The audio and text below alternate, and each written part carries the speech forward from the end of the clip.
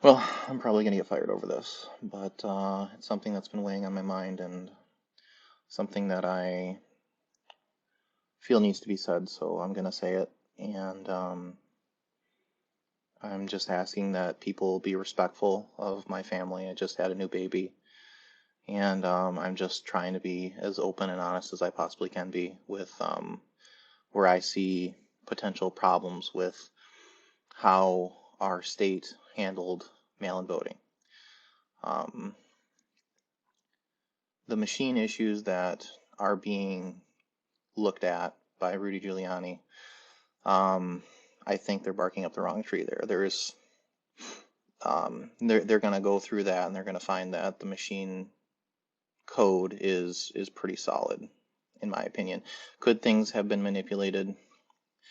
Possibly, possibly, but the reality of the situation is we've been through many elections in the past, and in fact, even a Democratic political action group came through in 2016. They were angry about Donald Trump winning that election, and they came to our customers and they said, "Hey, uh, we want to do a total recount of the entire state. So we want all of your ballot images, and we want to compare them to the results that came out of the machines." Well, it came to find out that the ballot images and the machines were pretty much dead on. There's just there's just no um, financial incentive for a company like Dominion or a company like Election Source to be involved with that type of widespread fraud. I mean, you're risking your entire company to do that. So um, that's just that's just not happening in my opinion. And if it is, it would be a huge surprise to me. It should be looked into for sure because there's always bad actors. There could be bad actors at a company.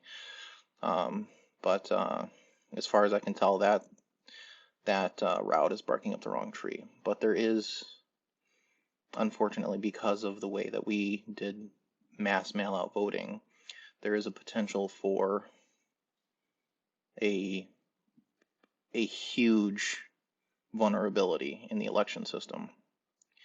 And that vulnerability is this right here. All of the ballots that come out of the machines when they are made are digital PDF files. They are unsecured. There is no chain of custody when it comes to them. And what I mean by that is when they are created on the county's software, the EMS software, they are sent out to the printer. They are sent out to um, our company as a company that needs to create tests for the machines. It's just a logical fact that we need that ballot in order to create those tests. So, you know, back before we did mass mail-in voting, nobody thought twice about shipping those digital ballots to the appropriate sources. Nobody really felt like there needed to be a secure chain of command because, what are you going to do with the digital ballot? Every precinct gets an allotment of ballots on election day, and people come in and they vote in person, and there's a certain amount of registered absentee voters, and it's minuscule. Um, but the problem is uh, the way we very sloppily handled mass mail-out voting. We just kind of sent them around, and there wasn't a whole lot of accurate tracking as to where those ballots were going and who was receiving them and who was sending them back in. And there was some tracking, but just with the sheer amount of ballots, there wasn't there wasn't a good chain of custody for the physical ballots either. So because of that, I mean, this flash drive here, I wrote tests for the state of Michigan. So this flash drive here had all of the ballots for Wayne County on it. And I'm here in my bedroom right now. This is all the ballots for Wayne County were on this. They're not on it anymore. I've deleted them since. But they were on that flash drive before the election, weeks before the election. So you know, if some, you know, if I can have them in my bedroom, right? Nobody blinked an eye about me having these digital files. Um, so who else had them, right? If nobody cared that I had in my bedroom all the ballots for Wayne County, I know for a fact that when those ballots get sent to the printer, they get put on a Google Drive. Everybody thinks, Google and Dropbox and Amazon are secure platforms, but in reality, any high-level person at those companies has backdoor clearance to those drives. So, all it takes is a scan of those drives and somebody at Google can have all the ballots for Wayne County. I mean, there just is no chain of custody. And I'm not here saying that laws were broken. I'm not here saying that election source is nefarious. I'm not here saying that Dominion is even nefarious. But what I am saying is there is no chain of custody for digital ballots. So if some outside actor wanted to come in with a nefarious goal of printing, 100,000 ballots before election night, it's certainly possible. All they would have needed was this. I had it in my bedroom. That's all they would have needed. And you can go to any printer, probably not a commercial one because they'd probably, be like, why are you printing official ballots with us? Who are you? But if you had your own printer, I could print it on an inkjet printer at home. I could have taken one of these ballots from this flash drive and I could have printed 10,000 of them and on a laser printer at my office. And if I had, printed them, they're 8.5 by 11, so it's very common. I could print them as long as I print them on cardstock. There's a ballot stock thickness paper that you need. But that's about it. That's about the only, and I'm pretty sure that a machine would read regular weighted paper. Don't quote me on that, but I'm pretty sure that they would. They'd probably read cardstock paper too, but there's a specific ballot stock thickness, and I don't know if it's just regular cardstock or not, or if there is actually a specific ballot stock thickness. But yeah, the machine is agnostic as long as those timing marks, which are on the PDF, are correct. A ballot that's printed by the official printer versus a ballot that's printed at home by a person that has the ballots ahead of time, because we need the ballots ahead of time because we need to write tests. It's just something that we need to do. And I'm not a nefarious actor. I didn't pass these ballots off to anybody. And I'm sure nobody at Election Source did. And I'm sure nobody at Dominion did. But, who's to say somebody at the county knew about them?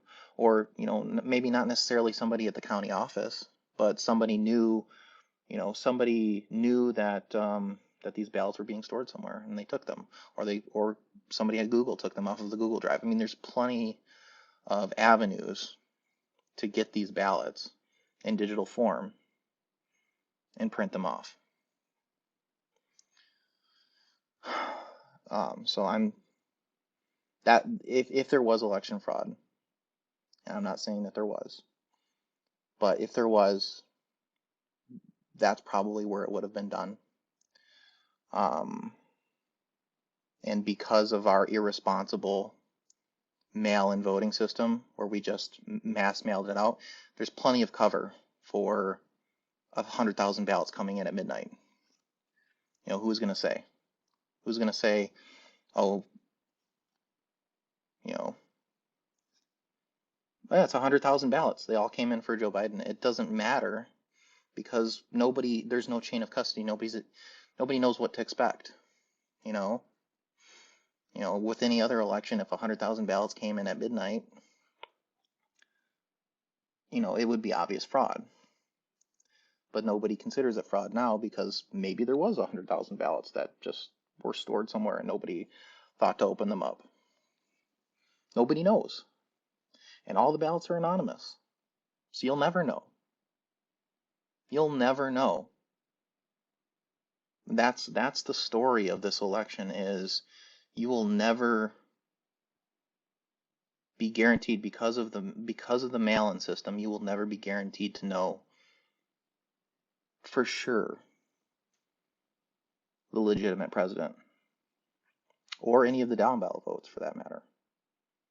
This was a cluster fuck. This was a cluster, and people are being disenfranchised. And what I'm here to tell you is that it's totally possible to print 100,000 ballots. It's totally possible. I had this weeks before the election, plenty of time. You know, if you're a nefarious actor and you wanted to print 100,000 ballots and put them in boxes just in case, as long as you have this file that I had personally, you can do that. So, is there avenues for election fraud? Yeah, absolutely.